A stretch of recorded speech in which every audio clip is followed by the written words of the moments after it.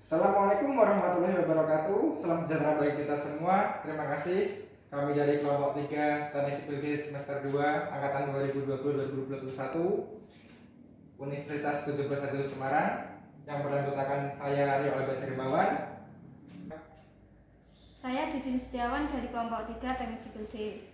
Saya Andi Wijayanto Dan Krisna Bayu Saputra. Ini adalah gambaran skematik mengenai pengertian dari hidrologi sendiri. Hidrologi adalah ilmu terkait air. Nanti kita bahas tentang keterdapatan dan persebaran air tersebut. Terus kita ada ini di atas, pada dan di bawah. Terus ini ada termasuk sifat-sifat kimia, fisika, interaksi dengan lingkungannya. Jadi pengertian hidrologi sendiri adalah ilmu terkait keterdapatan dan persebaran air di atas, pada, di bawah permukaan bumi, termasuk sifat-sifat kimia dan fisiknya, serta interaksinya dengan lingkungan, atau bisa dikatakan juga hidrologi adalah ilmu yang mempelajari sistem kejadian air di atas, pada permukaan bumi dan di dalam tanah. Jadi nanti kita akan belajar tentang air yang ada di bawah dan di dalam tanah. Jadi pengertian hidrologi adalah ilmu yang meliputi berbagai bentuk air, termasuk transformasi antara keadaan cair, padat, dan gas dalam atmosfer, di atas dan di bawah permukaan tanah.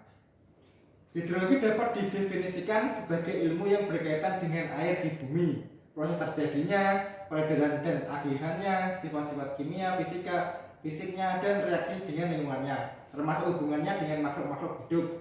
Ini adalah pendapat dari International Glossary of Hydrology dalam Sehan tahun 1995. Hidrologi juga disebut ilmu yang mempelajari presipitasi, evaporasi, transpirasi, air permukaan, air tanah. Ini adalah pendapat dari Sunyoto tahun 1977. Ini adalah gambaran mengenai siklus hidrologi sendiri. Ada istilah evaporasi, transpirasi, kondensasi, presipitasi, ada infiltrasi, dan air tanah. Ini adalah gambaran siklus hidrologi.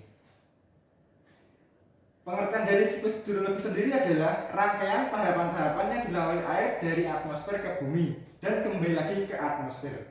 Siklus hidrologi inilah yang menyebabkan jumlah air di bumi relatif sama, di mana menurut para ahli total air yang berada di bumi mencapai 1,38 miliar kilometer kubik, dan volume air ini jumlahnya senantiasa sama, bergerak secara dinamis dalam siklus hidrologi tersebut. Siklus ini terjadi karena adanya tahapan-tahapan. Jadi siklus hidrologi ini ada tahapan-tahapannya yang terdiri dari 9 tahap. Yang pertama adalah evaporasi atau penguapan, di mana air permukaan bumi seperti samudra, laut, bendung, sungai, rawa, dan sebagainya mengalami penguapan akibat dari pemanasan dari sinar matahari. Yang kedua ada transpirasi, adalah bentuk penguapan yang berasal dari jaringan makhluk hidup.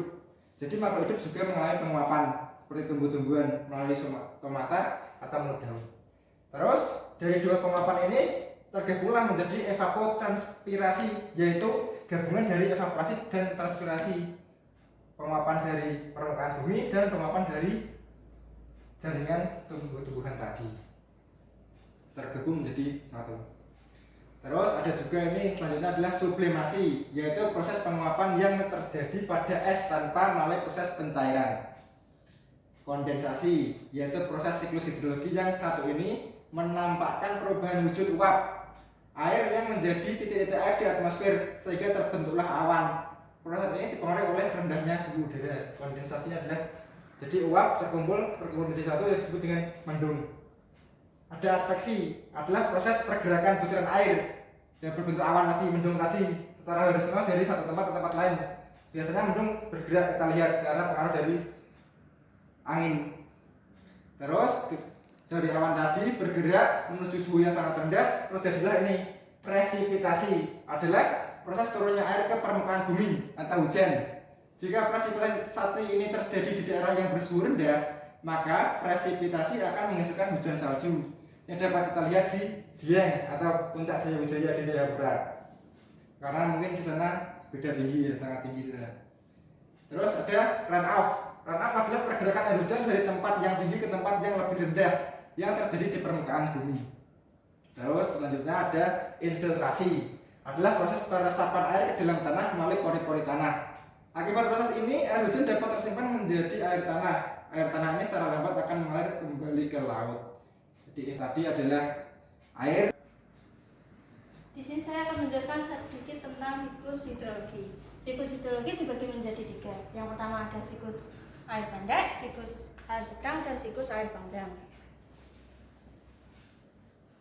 Siklus air pendek adalah akibat adanya pemanasan lebih dari sinar matahari. Air laut menguap dan membumbung ke udara. Di udara, uap air mengalami penurunan suhu karena perbedaan tinggi. Kemudian terjadinya proses kondensasi, pengembungan.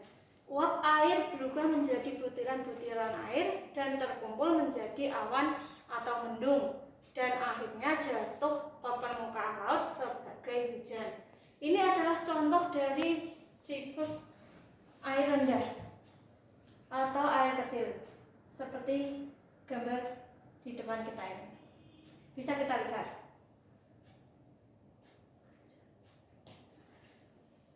Selanjutnya adalah siklus air sedang.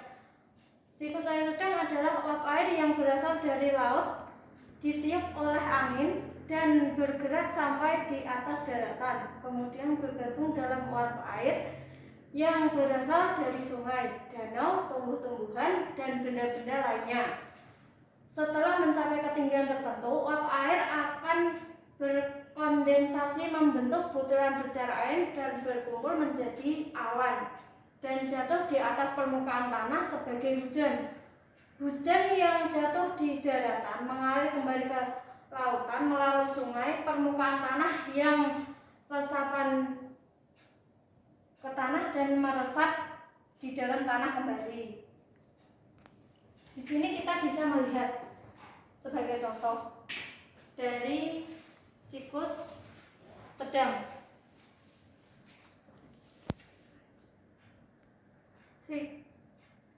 Ketiga, siklus air panjang. Uap air berasal dari laut setelah sampai di atas daratan, kemudian dibawa oleh angin bergabung dengan uap air yang berasal dari danau, sungai, rawa, tumbuh-tumbuhan, dan benda-benda lainnya. Uap yang telah bergabung tersebut tidak sengaja berkondensasi tetapi juga membeku, membentuk awan yang terdiri dari kristal-kristal es. Kristal-kristal es turun ke daratan sebagai salju. Salju mencair sebagai glister, kemudian akhirnya kembali ke laut. Ini adalah contoh dari glister yang akan menguap kembali menjadi air. Ini adalah contoh proses evaporasi pada aliran sungai yang telah kita temui di berbagai tempat dan kita ambil gambarnya. Terus ini adalah contoh proses transpirasi di mana embun pada tumbuhan yang menempel di daun namun setelah terkena panas dari matahari akan menghilang. Ini adalah contoh yang bisa kita lihat seperti pada pagi hari waktu kita bermain di dekat sawah. Kita akan melihat proses penguapan dari tumbuh-tumbuhan. Ini adalah contoh proses kondensasi di mana uap air yang terkumpul membentuk awan hitam atau mendung. Di berbagai tempat sering terjadi hal sedemikian rupa. Terus ini adalah contoh proses presipitasi di mana awan terkumpul berubah menjadi titik-titik air dan jatuh ke permukaan bumi dipengaruhi oleh perubahan suhu. Dengan adanya perubahan suhu akan sampai ke bumi menjadi hujan. Ini adalah contoh proses infiltrasi di mana air hujan yang jatuh ke permukaan bumi meresap melalui pori-pori tanah dan tersimpan menjadi air tanah. Seperti banyak kita temui di dalam sumur, banyak sekali tersimpan air di dalam tanah. Terima kasih. Wassalamualaikum warahmatullahi wabarakatuh.